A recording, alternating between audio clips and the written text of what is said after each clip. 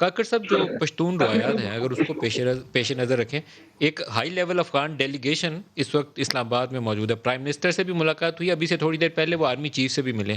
دونوں نے ایک بات دہرائی ہے کہ انکلوسیو گورنمنٹ اس کو قائم کرنے کے لیے کوشش کریں.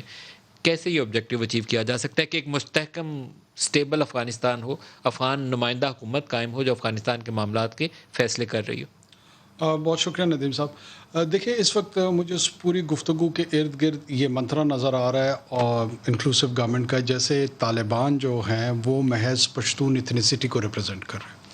جو اگر آپ اس کو ڈائسیکٹ کریں گے تو پتہ یہ لگ رہا ہے کہ اس مرتبہ طالبان کے ساتھ ملٹی ایتھنک گروہ ان کے فلسفے پہ، ان کے نظریے پہ، ان کے طریقہ کار پہ ان کے ہمراہ رہے ہیں، جن میں تاجک بھی ہیں، جن میں ازبک بھی ہیں، جن میں ہزارہ بھی ہیں.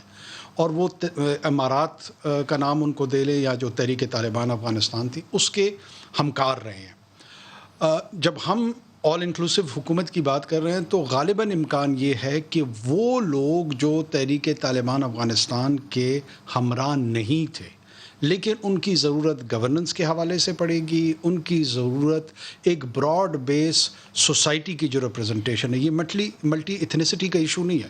تاجک تو آلریڈی طالبان کے ساتھ کھڑے ہیں، ازبک ہیں، دوسرے ایتھنک گروپس کے لوگ ہیں.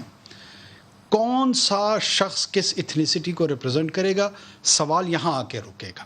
وہاں پہ فلیکسیبلٹی میرے خیال میں ان کو دکھانی ہوگی اور انکریج کرنا چاہیے. پرائمریلی فیصلہ بالکل ان کا ہوگا، لیکن ریجن کی جتنی پارز ہیں، گلوبل پارز ہیں، وہ ان کو انکریج کر رہے ہیں کہ آپ اپنا ایک ٹالرنٹ ویو دینے کے لیے آپ وہ لوگ جو آپ کے سیاسی طور پہ اور فکری طور پہ مخالف سمت میں کھڑے تھے ان کو ریکنسائل کر کے کیسے افغانستان کی ریکنسٹرکشن میں، پراسپیرٹی میں، سیٹلمنٹ کی جو سفر ہے اس میں کیسے ہمراہ لے کر چلیں گے. یہ بڑا چیلنج ہے.